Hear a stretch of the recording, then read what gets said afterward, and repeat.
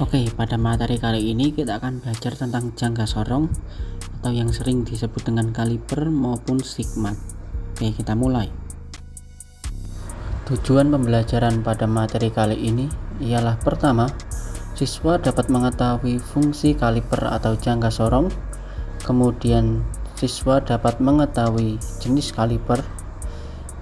Lalu siswa dapat mengetahui bagian-bagian kaliper serta fungsinya. Dan yang terakhir, siswa dapat membaca hasil pengukuran kaliper. Kaliper adalah alat ukur yang ketelitiannya dapat mencapai 1/100 mm, dapat mengukur dimensi luar, diameter dalam, maupun kedalaman objek. Terdiri dari dua bagian, yaitu bagian diam dan bagian bergerak. Nah, kaliper ini terdapat 3 jenis. Yang pertama, jangka sorong manual atau vernier kaliper. Yang kedua, jangka sorong dial atau dial kaliper. Dan yang terakhir adalah jangka sorong display digital atau digital kaliper. Nah, di sini ada gambar kaliper manual dengan bagian-bagiannya. Ada pengukur dalam, terdapat skala nonius, ada peluncur, rel, skala utama, benda kerja atau workpiece, pengukur kedalaman skala utama, pengunci, rang geser, rang tetap, pisau ukur atau pengukur luar. Fungsi dari bagian-bagiannya. Pengukur luar. Bagian jangka sorong ini mempunyai kegunaan untuk mengukur diameter luar maupun sisi luar dari benda kerja. Misalkan, mengukur tebal dan lebar benda tersebut. Pengukur kedalaman berguna untuk mengukur kedalaman suatu benda. Kemudian ada pengukuran dalam. Bagian jangka sorong ini mempunyai kegunaan untuk mengukur diameter dalam maupun sisi dalam dari benda kerja. Misalkan, mengukur diameter lubang benda kerja. Kemudian ada rang tetap. Bagian jangka sorong ini bersifat diam atau tetap, di mana terdapat skala utama di bagian ini, di mana skala utama, metrik atau imperialis, mempunyai kegunaan untuk menyatakan ukuran utama dalam bentuk satuan cm untuk metrik maupun inci untuk imperialis. Kemudian ada rang geser. Bagian jangka sorong ini dapat digerakkan, di mana terdapat skala vernier atau nonius di bagian ini. Skala nonius atau vernier berguna sebagai skala pengukuran fraksi yang dinilai dalam bentuk mm, dapat berupa seperti mm maupun inci. Skala ini lebih detail. Dan bagian terakhir ialah log, berguna untuk mengunci posisi kaliper ketika dibutuhkan. Nah, di sini kita akan mencoba untuk memahami pengukuran luar, di mana pengukuran luar dapat digunakan untuk mengukur panjang, lebar, maupun panjang dari dimensi luar benda kerja menggunakan rang bawah atau pengukur luar. Nah, di sini terdapat informasi pengukuran benda kerja harus lurus. Apabila tidak, maka hasil pengukuran keliru atau tidak sesuai dengan benda aslinya. Di sini terdapat contoh gambarnya yang di kiri, di mana pengukuran tegak lurus berarti mendapatkan ukuran aslinya, dan yang kanan itu adalah pengukuran yang salah, pengukuran benda kerjanya miring dan terdapat selisih ukuran antara benda kerja dengan yang ada di jangka sorong. Kemudian gambar di kanan ada contoh pengukuran yang dipakai dalam sehari-hari, yaitu mengukur ketebalan disc brake menggunakan jangka sorong. Kemudian pengukuran dalam. Pengukuran dalam dapat digunakan untuk mengukur panjang atau lebar maupun diameter dalam bagian dalam benda kerja. Contoh dalam pengukuran diameter tromol. Perlu diperhatikan bahwa pengukuran benda harus lurus. Apabila tidak, maka hasil yang didapatkan keliru atau tidak sesuai dengan ukuran aslinya. Nah, di sini terdapat contoh-contoh pengukuran diameter dalam, dan yang gambar kanan ini adalah contoh ekstrim jika kita mengukur miring. Didapat ada garis warna merah dan garis warna hijau. di mana terdapat selisih ukuran antara kedua garis tersebut. Nah, jika kita tidak lurus, maka kita mendapatkan nilai yang tidak sesuai dengan aslinya. Pengukuran kedalaman digunakan untuk mengukur kedalaman suatu benda. Contoh, pengukuran kedalaman jarum skep dapat juga digunakan untuk pengukuran ketebalan kampas rem. Nah, di sini terdapat contoh-contoh pengukuran kedalaman di mana perlu diperhatikan bahwa pengukuran benda kerja harus lurus. Nah, itu jadi poin penting yang harus digarisbawahi. Harus lurus. Supaya apa yang kita ukur adalah ukuran asli dari benda tersebut. Di sini terdapat gambar-gambarnya di mana yang kiri atas itu terdapat selisih sudut, sehingga apa yang didapatkan tidak sesuai dengan apa ukuran aslinya. Dan yang kanan bawah ada contoh pengukuran tinggi jarum skep. Yang satu miring, yaitu ada kata salah, dan yang satunya benar, tegak lurus. Setelah kita mempelajari macam-macam pengukuran, maka kita selanjutnya adalah membaca skala pada vernier kaliper. Di sini kita bagi menjadi dua, yaitu pembacaan skala utama dan pembacaan skala nonius. Kita akan coba yang pertama, pembacaan skala utama, di mana kita harus memperhatikan garis 0 pada skala nonius. Garis 0 tersebut menjadi patokan untuk menentukan hasil skala utama. Garis pertama di skala utama dari kiri garis 0 skala nonius adalah hasil pengukuran. Di sini ditunjukkan dari panah warna ungu, di mana terdapat garis merah yang letaknya 4 strip dari 3 cm.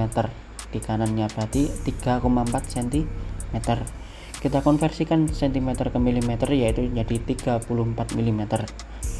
Kemudian kita lanjut ke skala pembacaan skala nonius atau skala vernier. Kita harus memperhatikan garis pada skala nonius dan skala utama. Pasti hanya ada satu garis yang terhubung antara skala utama dan skala nonius. Garis tersebutlah yang menjadi hasil pengukuran. Di sini dapat ditunjukkan melalui panah warna hijau, di mana angka 6 garisnya itu segaris dengan garis yang ada pada skala utama. Maka itu kita ambil di situ 6, karena ini skala nonius, berarti kita masukkan 0,6 mm. Hasil dari skala utama dan skala nonius kita jumlahkan dan mendapatkan hasil 34,6 mm. Selanjutnya kita juga harus memahami konsep pembacaan dari skala-skala pada vernier kaliper. Pada skala utama itu ada jumlah range tersebut adalah 1 cm, di mana ditujukan dari angka 1, 2, 3, 4, 5 cm dan seterusnya. 1 cm itu terdapat 10 mm, di mana terdapat 10 bagian, maka dalam satu bagiannya itu adalah 1 cm bagi 10 atau 10 mm bagi 10 didapatkan 0,1 cm atau 1 mm. Perlu digarisbawahi bahwa satu stripnya di skala utama adalah 1 mm. Selanjutnya, pembacaan pada skala vernier atau nonius itu adalah jumlah dari keseluruhan antara angka 0 dan 10 itu adalah 1 mm, di mana di dalam range tersebut terdapat beberapa bagian, dan kita hitung terdapat 20, maka satu bagiannya itu bernilai 1 mm bagi 20, hasilnya adalah 0,05 mm.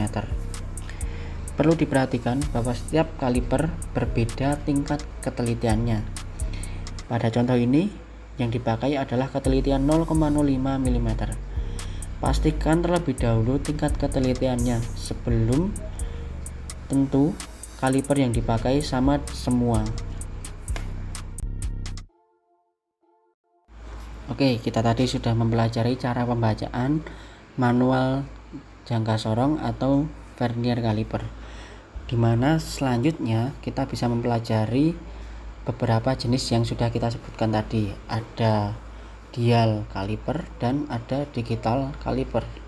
Kita coba cek yang dial kaliper terlebih dahulu. Di sini sama, ada dua skala utama dan skala vernier. di mana skala utama kita hanya memperhatikan ujung dari rahang geser atau dapat ditunjukkan oleh segitiga merah adalah penentuan skala utamanya. Seperti contoh pada gambar adalah 1 inci. Kemudian yang kedua yaitu skala nonius atau vernier. Kita perlu perhatikan jarum hitam yang ada pada dial. Angka yang ditunjuk jarum menandakan ukuran skala verniernya.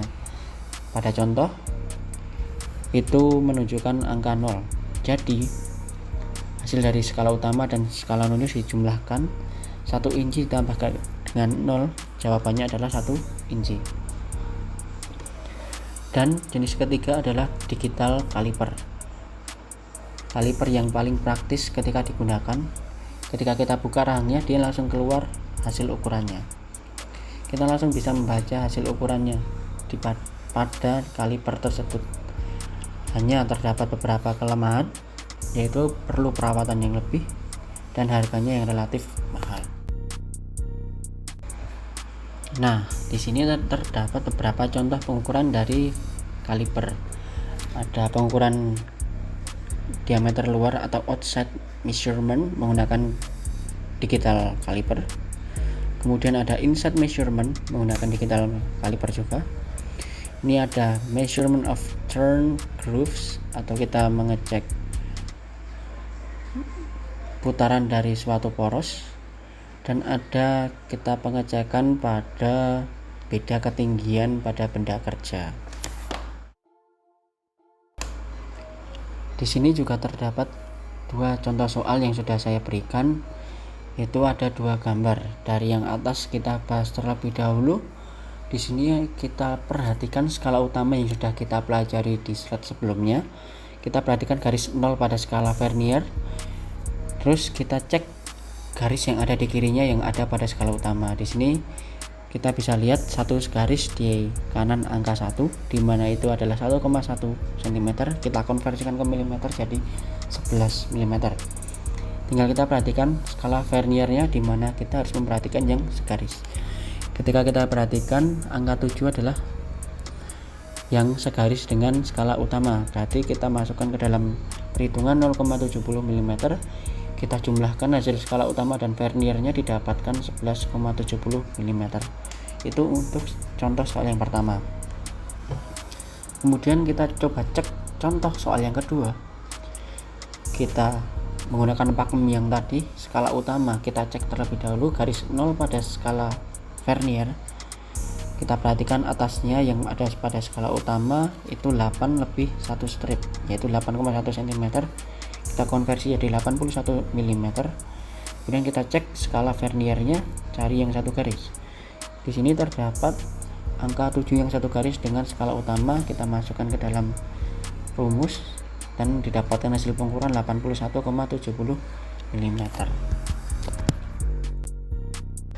Nah, demikian adalah materi yang dapat saya sampaikan. Kurang lebihnya saya mohon maaf.